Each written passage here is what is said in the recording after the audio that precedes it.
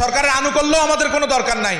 সরকার আমাদের অন্তত ইসলাম বিরোধী কোনো পদক্ষেপে সরকার যাতে মাথা এটা রাখে, আমরা ইসলাম বিরোধী কোনো পদক্ষেপ নিলে সৈয়দ আহমদ শহীদ বেরলভীর উত্তরসূরির একটা ঝান্ডা থাকবে, ওই ঝান্ডা আমাদেরকে ওই জায়গা থেকে পিছু হটিয়ে আনতে বাধ্য করবে ইনশাআল্লাহ। বৃহৎ শক্তির বিরুদ্ধে কঠোর ভূমিকা পালন করেছেন। সেই চেতনা যদি আমরা আস্তে আস্তে ইনডোর প্রোগ্রামের ভিতরে সীমাবদ্ধ করে ফেলি, অথবা ওনার চেতনা যদি শুধুমাত্র আমাদের ছোট এই আয়োজনের মধ্যে সীমাবদ্ধ থাকে, এটা ওনার সাথে এবং আমাদের সামনের দিনের বা আমাদের ভবিষ্যৎ দিন রক্ষার আন্দোলন সব কিছুর সাথে এটা কেমন যেন একটু মানানসইয়ের বিষয়টা একটু অন্যরকম থাকে।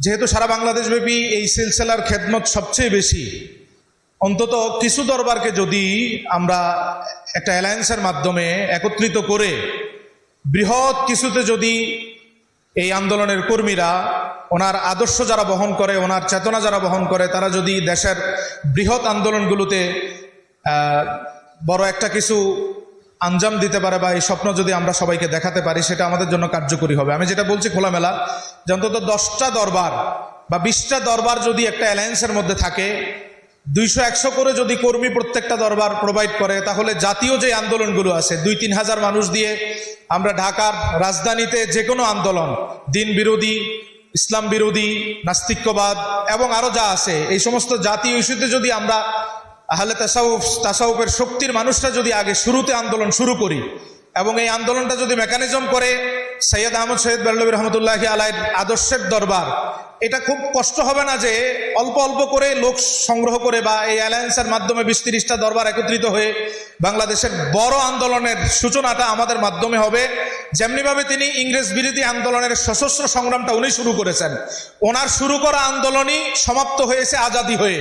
অতএব আমরাও যদি আমাদের দেশের যে কোনো ইসলাম বিরোধী, নাস্তিকবাদ থেকে শুরু করে যে কোনো ইসলাম বিরোধী অপশক্তির যে কোনো এজেন্ডার বিরুদ্ধে এই চেতনাধারীরা যদি দাঁড়ায়, তাহলে আমরা বিশ্বাস করি এই চেতনাধারীরা ইনশাআল্লাহ বাংলাদেশের রাজশক্তিতে রূপান্তরিত হতে বেশি দিন সময় লাগবে না ইনশাআল্লাহ।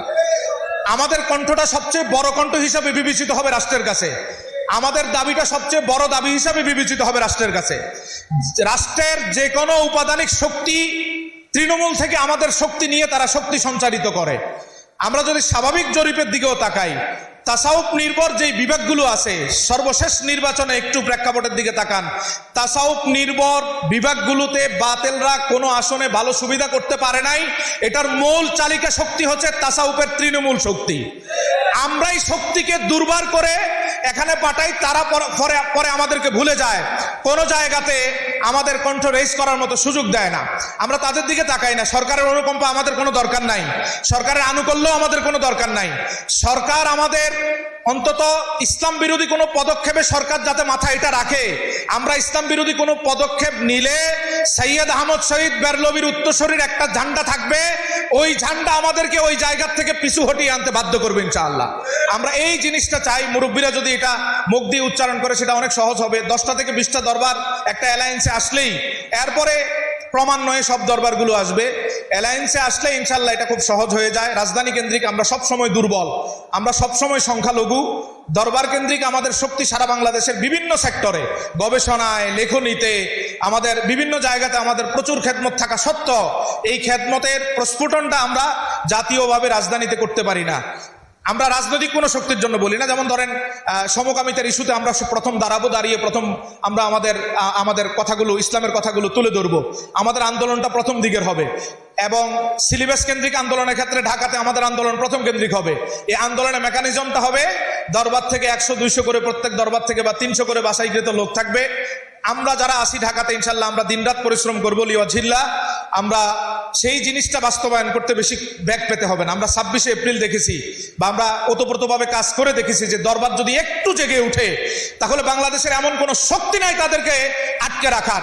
থানায় থানায় বাধা দেওয়া হয়েছে, বিভাগে বাধা দেওয়া হয়েছে, রাস্তায় বাধা দেওয়া হয়েছে, জাতীয়ভাবে বাধা দেওয়া হয়েছে।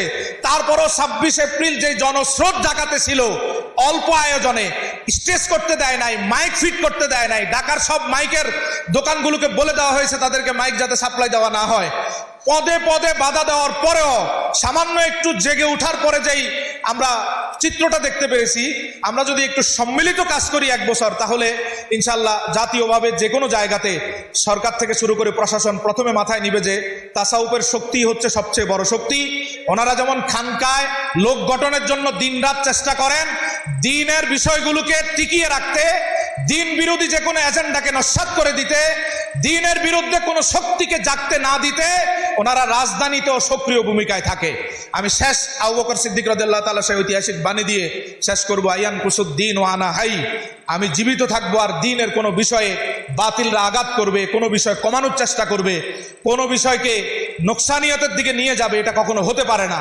আমরাও ইনশাল্লাহ এই শপথ সাইয়েদ আহমদ বেল্লভী রহমতুল্লাহি আলাইহি থেকে শুরু করে এই সিলসিলা, এই ধারাবাহিক যেই ইমানি চেতনাটা, অর্থাৎ রাজ শক্তির সামনে, বাতিল শক্তির সামনে মাঠে যেই চেতনা ওনারা দেখিয়ে গিয়েছেন, আমরাও সেই একই সুরে বলবো যে বাংলাদেশের কোনো একটা জায়গাতে ইসলামের বিরুদ্ধে কোনো আঘাত আসবে, বাংলাদেশে আনুষ্ঠানিকভাবে অনানুষ্ঠানিকভাবে ওরা গোপন চুক্তিতে এবং প্রকাশ্যে কোনো জায়গায় যদি ইসলামের কোনো সিম্বলের প্রতি আঘাত হানে, ইনশাআল্লাহ সাইয়েদ আহমদ বেল্লভী রহমতুল্লাহি আলাইহি এবং তাসাউফে আদর্শ শক্তি সর্বপ্রথম সিলসিলার আদর্শ ধারণ করে সর্বপ্রথম দাঁড়িয়ে তাদের সেই ঈমান বিরোধী চুক্তিকে, ঈমান বিরোধী চেতনাকে নস্যাৎ করে দিবে।